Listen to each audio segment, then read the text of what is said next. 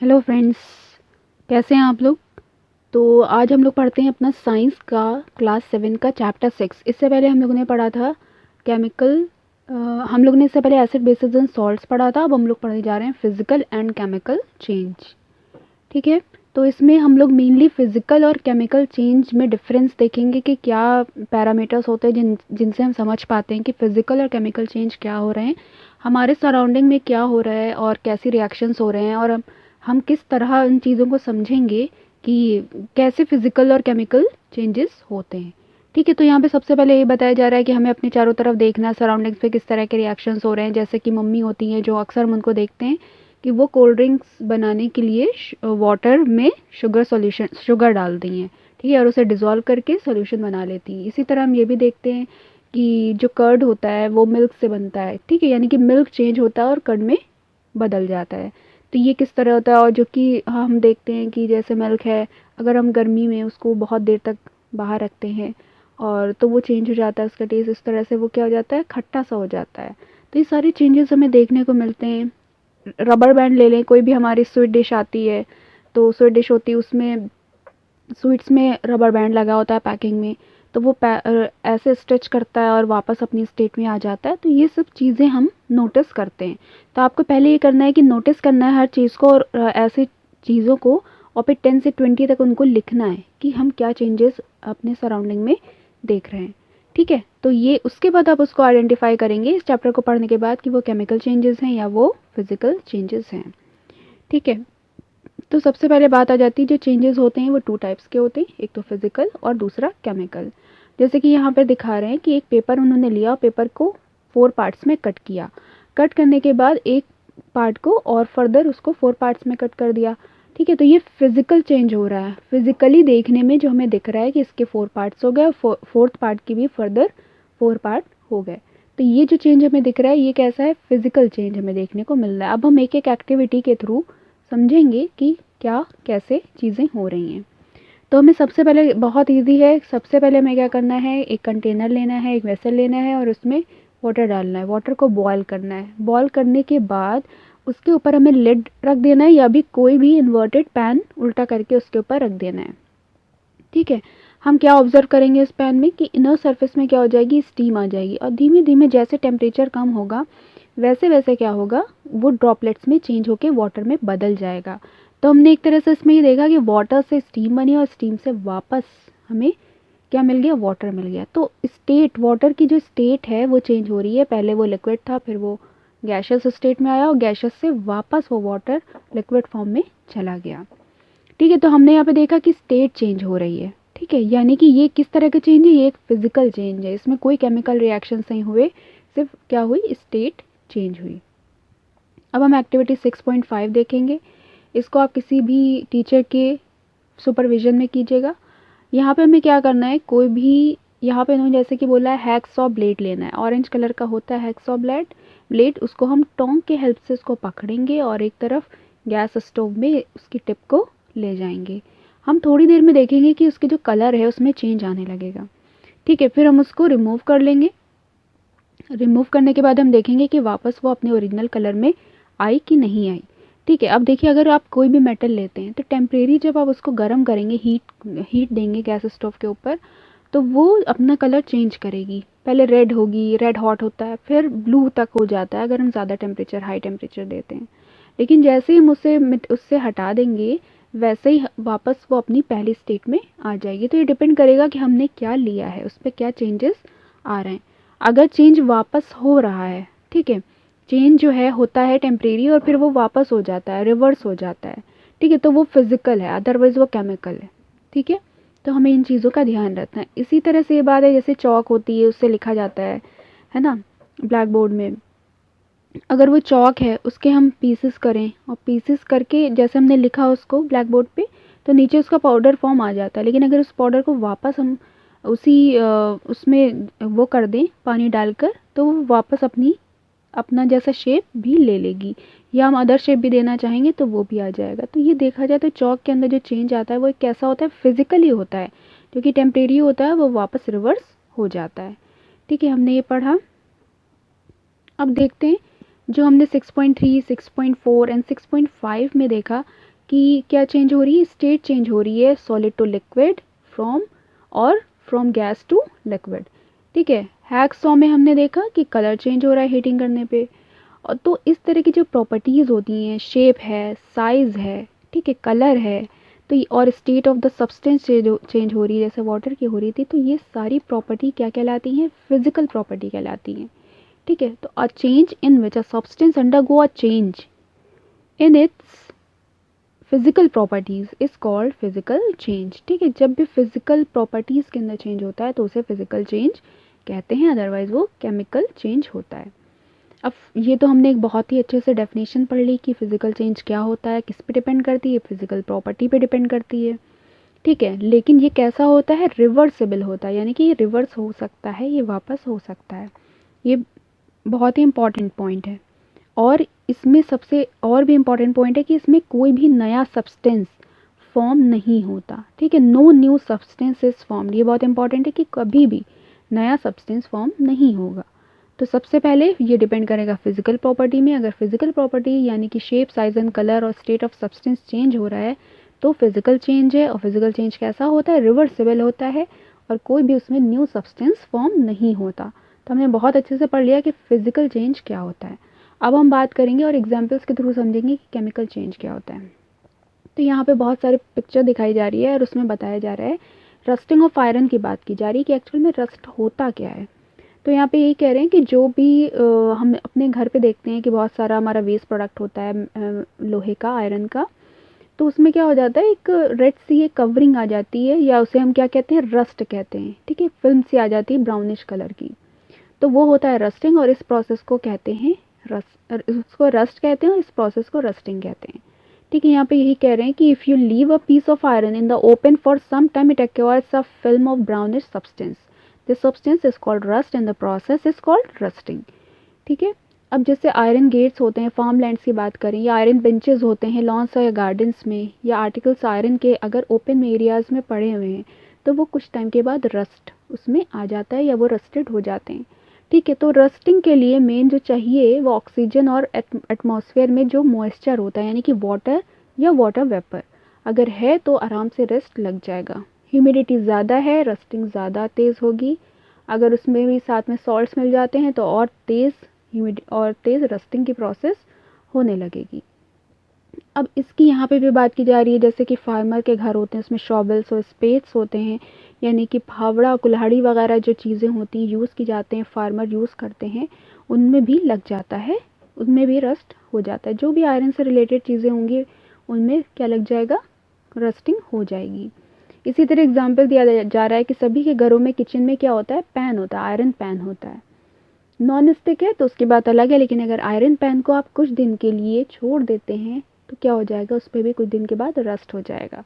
लेकिन ये जो रस्ट होता है ये आयरन नहीं होता। ठीक है, ये आयरन की एक डिफरेंट फॉर्म होती है जो कि इसके ऊपर डिपॉजिट होती है। वो क्या होते हैं, आयरन के ऑक्साइड्स होते हैं, जैसे Fe2O3। ठीक है, आयरन ना होकर उसमें ऑक्सीजन के साथ और वाटर के प्रेजेंस पे रिएक्शन हो जाती है और वो बन जाते हैं आयरन के ऑक्साइड, यानी कि Fe2O3। ठीक है, इस तरह की चीज़ें बन जाती हैं। अब एक्टिविटी 6.6 देखते हैं। ये सब टीचर के डिमॉन्स्ट्रेशन के थ्रू है और उनके प्रेजेंस में है, आप इसके बिना मत करिएगा, बच्चे इस तरह के एक्सपेरिमेंट अकेले ना करें। ठीक है, कुछ भी नहीं, हमें क्या लेना है, एक मैग्नीशियम रिबन लेना है। ठीक है, उसे हमें टोंग्स पे सबसे पहले उसे हमें सैंड पेपर से साफ़ करना है, क्लीन करना है। उसके बाद उसको टिप को हमें टोंग से पकड़कर और फ्लेम के ऊपर ले जाना है, कैंडल जो हमारी बर्न कर रही है। तो हम देखेंगे कि बर्न करने पे ब्रिलियंट वाइट कलर आ जाता है, जैसे कि हमें ये दिख रहा है। ठीक है, और वो पूरा जब बर्न कर जाएगा तो वो चेंज हो जाएगा एशेज़ में। ठीक है, लाइट होगी और एशेज़ में चेंज हो जाएगा, पाउडरी एशेज़ निकल के बाहर आ जाएगी। ठीक है, अब यहाँ पे देखते हैं कि ये चेंज हो रहा है, इसको हम इक्वेशन के थ्रू देखें तो यहाँ पे मैग्नीशियम रिबन था, ऑक्सीजन की प्रेजेंस थी, एटमॉस्फेयर था, बर्निंग जो होती है विदाउट ऑक्सीजन पॉसिबल ही नहीं है कंबशन। तो मैग्नीशियम और ऑक्सीजन कंबाइन करते हैं और यहाँ पे बन जाता है मैग्नीशियम ऑक्साइड्स, जो कि हमें दिखते हैं पाउडरी एशेस के फॉर्म में। ठीक है, ये इक्वेशन के थ्रू आप लोगों को दिखाया जा रहा है। अब अगर बात करें कि इसी ऐश को हम स्मॉल अमाउंट ऑफ वाटर में मिला लें, मिक्स कर लें और उसको चला दें तो एक एक्वस सोल्यूशन बन जाएगा। ठीक है, उसके बाद इसको हम लिटमस पेपर लेकर उसको चेक करें कि ये रेड है कि ब्लू है, क्या चेंजेस हम देखने को मिल रहे हैं। देखिए, सबसे पहली बात ये है कि हमें पीछे हम एसिड बेसिस एंड सॉल्ट पढ़ चुके हैं, तो हमने एक ट्रिक याद की थी RRB। इसका मतलब होता है RRB नहीं, RBB। तो इसमें रेड टू ब्लू चेंज हो रहा है, किस में हो रहा है, बेस में हो रहा है। ठीक है, तो हमें यहाँ क्लियर है कि हमारा कैसा होगा, लिटमस रेड टू ब्लू हो जाएगा जो कि बेस होगा। अब ये कैसे है, ये एसिड का बेसिक हो रहा है, तो ये कैसे हो रहा है, कैसे जाना हमने। तो देखिए, हमने पीछे पढ़ा था कि ये मैग्नीशियम की ऑक्सीजन से रिएक्शन है और MgO हमें मिल गया था। फिर हमने उस MgO में फर्दर क्या किया था, MgO में वाटर डाला था। तो MgO की रिएक्शन जब वाटर से होती है तो मैग्नीशियम हाइड्रोक्साइड बनता है, MgOH का होल ट्वाइस बन जाता है। तो वो क्या होता है, बेस होता है, और इसीलिए लिटमस पेपर जब हम ले जाते हैं तो रेड लिटमस पेपर ब्लू में चेंज हो जाता है। इसी से पता चलता है ये बेसिक है। अब हम यहाँ पे इसको रिएक्शंस के थ्रू देख लेते हैं। MgO देखिए हमने लिया था एशेस प्लस वाटर, उसमें डाला था H2O, तो क्या बन गया, मैग्नीशियम हाइड्रोक्साइड बन गया, जो कि क्या है, हमारा बेस है। और हम ये पीछे पढ़ चुके हैं चैप्टर 5 में कि magnesium hydroxide is a base. ठीक है, तो हम यहाँ ये देख रहे हैं कि इस केमिकल रिएक्शंस में या केमिकल चेंज में क्या हो रहा है, न्यू सब्सटेंस फॉर्म हो रहे हैं। सबसे पहले मैग्नीशियम रिबन से मैग्नीशियम ऑक्साइड फॉर्म हुआ, फिर फर्दर मैग्नीशियम हाइड्रोक्साइड हुआ जब हमने उसको वाटर से रिएक्ट करवाया। ठीक है, ये उसका एक्वस सोल्यूशन बनाया। तो हमने ये देखा कि न्यू सब्सटेंस फॉर्म हो रहे हैं और नए चेंज आ रहा है जो कि इरिवर्सिबल है, वापस नहीं हो सकता। ठीक है, अब हम एक और एक्टिविटी के थ्रू इसे समझते हैं, एक्टिविटी 6.7 के थ्रू। ठीक है, इसमें हमें क्या करना है, हमें 1 टीस्पून कॉपर सल्फेट लेना है, जिसको हम क्या कहते हैं, ब्लू विट्रॉल और नीला तोता कहते हैं। ठीक है, उससे हमें हाफ कप ऑफ वाटर या बीकर या टम्बलर जो भी हमारे पास हो उसको लेना है, उसमें हमें डालना है और उसमें डाइल्यूट सल्फ्यूरिक एसिड भी डाल देने हैं, कुछ ड्रॉप्स। क्या हम देखते हैं कि ब्लू कलर सॉल्यूशन हो जाता है। ठीक है, फिर उसमें हम ये देखिए ब्लू कलर सॉल्यूशन हो गया कॉपर सल्फेट का। उसमें फिर हम क्या करेंगे, आयरन की नेल यानी कि कील और या ब्लेड अगर हम डाल देते हैं, जो कि आपके फादर या ब्रदर यूज़ करते होंगे, तो हम क्या देखेंगे कि रिएक्शन होगी और रिएक्शन होके ये ग्रीन से ब्लू से ग्रीन में चेंज हो जाएगा। ठीक है, यहाँ पे कॉपर सल्फेट था, लेकिन आयरन नेल डालते ही आयरन सल्फेट में चेंज हो जाएगा और इसका सोल्यूशन का कलर भी चेंज हो जाएगा, जो कि कैसा है, ग्रीनिश है। ठीक है, और यहाँ पे जो चेंज हम नोटिस कर रहे हैं कॉपर सल्फेट एंड आयरन में, तो ये हमारा जो आयरन होगा, कॉपर होगा, वो इस ब्लेड के ऊपर भी डिपॉजिट हो जाएगा। ठीक है, तो इस तरह से पूरा ये समझाया जा रहा है, copper sulphate solution plus iron, जैसे हमने डाला आयरन सल्फेट सोल्यूशन ग्रीन हो गया और कॉपर ब्राउन कलर में डिपॉजिट हो गया। तो इस तरह से हमने देखा कि कॉपर सल्फेट से किस तरह चेंज आया और चेंज होकर आयरन सल्फेट बना। तो ये भी एक तरह का क्या है, हमारा केमिकल चेंज है। अब हम देखते हैं एक्टिविटी 6.8। इसमें हमने क्या किया, विनेगर लिया, ये सबके घरों में मिल जाता है इजली। उसके बाद उसमें बेकिंग सोडा डाला। ऑब्वियसली विनेगर क्या है, एसिटिक एसिड है, CH3COOH है, और जो बेकिंग सोडा है वो आपका सोडियम बाइकार्बोनेट यानी कि NaHCO3 है। तो जब इन दोनों का एसिड और बेसिस की रिएक्शंस होंगे तो क्या होगा, न्यूट्रलाइजेशन रिएक्शन आपकी हो जाएगी। ठीक है, हिसिंग साउंड होगा, बबल्स होंगे, CO2 निकलेगी, और ये CO2 को फिर हम किससे पास करवाएंगे, लाइम वाटर से पास करवाएंगे। अभी हम देखते हैं इसको अच्छे से। पहले ये एसिटिक एसिड है, सोडियम हाइड्रोजन कार्बोनेट, CO2 और अदर सब्सटेंस यहाँ पे निकल गए। अब जो CO2 निकली है उसे लाइम वाटर से कैसे पास करवाते हैं, तो देखिए यहाँ पे हम लेंगे लाइम वाटर। ठीक है, एक टेस्ट ट्यूब में लिया, एक में हमने विनेगर और बेकिंग सोडा को ले रखा, यहाँ पे कॉर्क लगाई और ये पासिंग ट्यूब यहाँ से यहाँ डाल दी।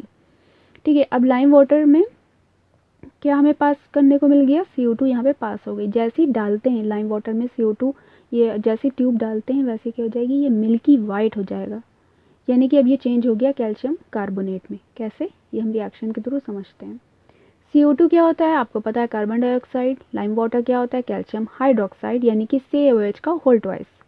ठीक है, उसके बाद जैसे ये रिएक्ट करता है CO2 से, वैसे ही चेंज हो जाता है CaCO3 यानी कि कैल्शियम कार्बोनेट में मिल्की वाइट हो जाता है और यहाँ पे निकल के आता है वाटर। ठीक है, तो हमने ये चेंज हम लगातार देख रहे हैं कि किस तरह से केमिकल रिएक्शंस में, केमिकल चेंज में न्यू सब्सटेंस फॉर्म होते हैं। ठीक है, ये यहीं पे इसको बताया जा रहा है यहाँ पे इस तरह से। चैप्टर 10 में भी हम CO2 के बारे में पढ़ेंगे, क्योंकि वहाँ पे पूरा एयर की ब्रीदिंग के बारे में बताया गया है। अब हम क्या देख रहे हैं कि जो भी हमने पीछे एक्टिविटीज़ की 6.6, 6.8, हमने देखा कि न्यू सब्सटेंस फॉर्म हो रहा है। 6.6 में भी देखा कि ऐश है और उसमें भी न्यू सब्सटेंस फॉर्म हो रहा है मैग्नीशियम बर्न करने पे। फिर हमने 6.7 में कॉपर सल्फेट से आयरन सल्फेट में चेंज होते हुए देखा और कॉपर को अलग होते हुए भी देखा। यहाँ पे भी न्यू सब्सटेंस बन रहे हैं, ठीक है। और जो कॉपर था वो शेविंग ब्लेड पे या आयरन नील पे डिपॉजिट हो गया। फिर हमने फर्दर 6.8 में देखा कि विनेगर बेकिंग सोडा रिएक्शन करके कार्बन डाइऑक्साइड निकालते हैं जो कि लाइम वाटर को मिल्की बना देता है, यानी कि कैल्शियम कार्बोनेट में चेंज कर देता है। तो इस तरह के जो चेंजेस हमें देखने को मिल रहे हैं ये क्या होते हैं, केमिकल रिएक्शंस या केमिकल चेंज कहलाते हैं। A change in which one और more new substance are formed is called a chemical change. A chemical change is also called a chemical reaction, ठीक है। ये कैसे होते हैं, इरिवर्सिबल होते हैं, ठीक है। बहुत ही इंपॉर्टेंट होते हैं चेंजेस। और जैसे हम देखें अपने तो डाइजेशन जो होता है वो भी एक केमिकल चेंज का ही एग्जाम्पल है, या रिपनिंग फ्रूट्स है ना, फर्मेंटेशन है, ये सब हैं क्या एग्जाम्पल्स हैं आपके केमिकल रिएक्शंस के। या मेडिसिन की बात करें तो मेडिसिन भी हमारे एंड प्रोडक्ट्स होते हैं चेन ऑफ केमिकल रिएक्शंस की, ठीक है। और जो भी न्यू न्यू मटेरियल आजकल बनकर चले आ रहे हैं, प्लास्टिक्स हैं और अदर डिटर्जेंट्स, केमिकल रिएक्शन, और आगे आने वाले जो भी नहीं हुए हैं वो सब इन केमिकल रिएक्शंस और केमिकल चेंजेस की वजह से होते हैं। हम उनमें प्रोडक्ट्स ऐड करते जाते हैं और वो नया प्रोडक्ट बन के तैयार हो जाता है। तो ये बहुत ही अच्छी चीज़ है केमिकल चेंज और केमिकल रिएक्शंस। अब अगर बात करें तो हीट है, लाइट है, any other radiation, ultraviolet for example may be given of absorbed sound जो प्रोड्यूस्ड होते हैं, है ना। अ चेंज इन स्मेल में टेक्स प्लेस और न्यू स्मॉल में बी गिवन ऑफ, न्यू भी आ सकती है, कोई भी स्मेल हम ले उसमें क्रिएट कर सकते हैं। कलर चेंज में टेक्स प्लेस, अ गैस में बी फॉर्म्ड, है ना, किसी भी तरह की। ये किससे पॉसिबल है, ये केमिकल चेंज की वजह से पॉसिबल हम कर पा रहे हैं। हमने पीछे जैसे देखा कि जो बर्निंग की जाती है मैग्नीशियम रिबन की, वो भी एक तरह का केमिकल चेंज है। या कोयले को जलाना, लकड़ी को जलाना, पत्तियों को में चेंज देखना, ठीक है। तो ये सब केमिकल चेंजेस होते हैं। या बर्निंग अगर हम देखें तो ये in fact burning of any substance is a chemical change. Burning is always accompanied by production of heat, है ना। तो ये सब क्या है, एक तरह के हमारे केमिकल चेंज होता है। अब हम अगर बात करें फायर वर्क यानी कि पटाखों की, तो उनका जो एक्सप्लोजन होता है वो भी एक तरह का केमिकल चेंज होता है, क्योंकि वो जलते हैं और जल के हीट, लाइट और साउंड और अनप्लेजेंट गैसेस निकलती हैं जो कि हमारे एटमॉस्फेयर को क्या कर देती हैं, पॉल्यूटेड कर देती हैं, ठीक है। तो हमें यही एडवाइस किया जाता है कि हमें उनके साथ खेलना नहीं चाहिए, ठीक है। अब अगर बात करें जैसे कि खाना हमारा स्पॉयल हो जाता है, सड़ जाता है, फाउल स्मेल आने लगती है, ये भी एक तरह का केमिकल चेंज है ना। या अगर हम बात करें कि अगर हम बहुत देर तक कटी हुई चीज़ें या एप्पल के स्लाइसेस कर लें, या हम ब्रिंजल किसी के भी स्लाइसेस अगर करके थोड़ी देर के लिए रख दें, तो हम देखते हैं कि उनके अंदर एक चेंज आ जाता है और सब्सटेंस हमारा चेंज हो जाता है, वहाँ पे न्यू सब्सटेंस फॉर्म हो जाते हैं। तो ये सब किस में आएंगे, हमारे केमिकल चेंज में आएंगे। हमने न्यूट्रलाइजेशन रिएक्शन भी चैप्टर 5 में पढ़ी थी, ठीक है। ये भी एक तरह का क्या है, केमिकल चेंज है। अब बात करते हैं प्रोटेक्टिव शील्ड की, जिसमें हमारी ओजोन लेयर रिस्पॉन्सिबल होती है, ठीक है। ओजोन लेयर का काम होता है अल्ट्रावायलेट रेडिएशन से हमको बचाना, ठीक है। तो ओजोन एब्जॉर्ब कर लेता है रेडिएशन का और ब्रेक डाउन कर देता है उसको ऑक्सीजन में, ठीक है। तो ये हमारे लिए बहुत इंपॉर्टेंट होती है। ऑक्सीजन क्या होता है, ऑक्सीजन O2 होता है और ओजोन O3 होता है, ठीक है। तो जब ओजोन लेयर अल्ट्रावायलेट रेडिएशन से टकराती है तो O3 उस लेयर से रिएक्शन करके क्या बना देती है, O2 में चेंज कर देती है, जो कि हमारे लिए बहुत ही ज़्यादा अच्छा है, ठीक है। अगर ये नहीं होती तो हमें बहुत ज़्यादा प्रॉब्लम हो जाती। इस तरह से हम अल्ट्रावायलेट रेडिएशन से बच भी जाते हैं और हमें ऑक्सीजन भी मिल जाती है। तो ozone act as natural shield against this radiation, ये बहुत ही इंपॉर्टेंट है पैराग्राफ। अब बात करें कि हमने चैप्टर 1 में पढ़ा था फोटोसिंथेसिस के बारे में, तो ये भी क्या है, एक तरह का can we call photosynthesis a chemical change. Yes, बिल्कुल ये केमिकल चेंज होता है, क्योंकि इसमें हम CO2 कार्बन डाइऑक्साइड, वाटर, है ना, और पिगमेंट्स के प्रेजेंस में, क्लोरोफिल और सनलाइट के प्रेजेंस में रिएक्शन करते हैं और हमें मिलता है glucose, carbon, oxygen and water. तो ये एक तरह का चेंज हुआ, तो ये भी एक केमिकल चेंज है, ठीक है। ये केमिकल रिएक्शन भी है और केमिकल चेंज भी है। और फिर डाइजेशन की बात करिए, ऑब्वियसली डाइजेशन भी एक हमारा केमिकल चेंज है। अब हम बात करेंगे रस्टिंग ऑफ आयरन की। तो हमने पीछे बहुत अच्छे से पढ़ा कि रस्टिंग क्या होती, कैसे होती है, ठीक है। कार ट्रक जिसमें भी आयरन मेटल का यूज़ किया जाएगा उसमें हमारा क्या हो जाएगा, रस्टिंग होगा, ठीक है, तो अब बात आ रही है कि रस्टिंग प्रोसेस में पता चल गई क्या होता है, और रिएक्शन पढ़ लेते हैं। आयरन, ऑक्सीजन और वाटर कंबाइन करते हैं तो रस्ट बन जाता है, जिसे हम कहते हैं Fe2O3। ठीक है, यानी कि इससे पता चला कि ऑक्सीजन और वाटर दोनों की प्रेजेंस में या वाटर वेपर की प्रेजेंस में ही हमारी रस्टिंग प्रोसेस होती है। अब बात होती है कि किस चीज़ से रस्टिंग फास्टर हो जाती है और किससे कम। तो देखिए, अगर मॉइस्चर ज़्यादा है तो रस्टिंग फास्टर हो जाएगी, ठीक है, या सॉल्ट ज़्यादा मिल रहे हैं तो भी हमारी रस्टिंग की प्रोसेस जो होगी वो फास्टर हो जाएगी। ठीक है, हमें ये बात याद रखना होगी। अब हम इससे कैसे बच सकते हैं, किस तरह की कोटिंग पेंट वेंट कर दें जिससे ये बच जाए। ठीक है, तो हमें यहाँ पर बहुत ज़्यादा जो मेटल्स हैं जैसे क्रोमियम है, जिंक है, इनकी कोटिंग कर दी जाती है जिससे ये प्रोसेस ना हो और हमारी चीज़ें बच पाएँ। ठीक है, तो इस प्रोसेस को जिसमें जिंक की कोटिंग की जाती है आयरन के ऊपर, उसे कहते हैं galvanisation process. This process of depositing a layer of zinc on iron is called galvanisation. ठीक है, तो ये बहुत इंपॉर्टेंट है। इसके पहले यहाँ पे पढ़ लेते हैं कि ये क्या कह रही हैं। Oh that is why my friend Rita is always complaining about iron article rusting so fast. She lives near the coast. Obviously जब कोस्ट के पास रहेंगी, कोस्टल एरियाज़ हैं, तो वहाँ पे ह्यूमिडिटी ज़्यादा होगी। जब ह्यूमिडिटी ज़्यादा होगी तो रस्टिंग बहुत तेज़ी से होगी। ठीक है, और जो हमारे घर में आयरन पाइप्स यूज़ किए जाते हैं उनमें भी क्या होते हैं, वो गैल्वेनाइज्ड होते हैं ताकि उसमें रस्ट ना हो। अब यहाँ पे बात कर रहे हैं कि शिप्स होते हैं जो परमानेंट वाटर में रहते हैं, तो उनके साथ कितनी प्रॉब्लम आती है कि बार बार उनके जो पार्ट्स होते हैं उनको चेंज करना पड़ता है, क्योंकि जो वाटर होता है ओशन का, तो उसमें क्या होता है, सॉल्ट होता है, और सॉल्ट की वजह से रस्टिंग फास्टर होती है, रस्ट फॉर्मेशन। तो इसलिए बहुत ज़्यादा प्रॉब्लम होती है, डैमेज हो जाते हैं हमारे जो शिप्स हैं, उनके पार्ट्स आउटर, तो उनको बार बार साल भर में चेंज किया जाता है। और एक बहुत ही प्रॉब्लम है ये, मतलब एक तरह से देखा जाए तो मॉनेटरी लॉस है वर्ल्ड का।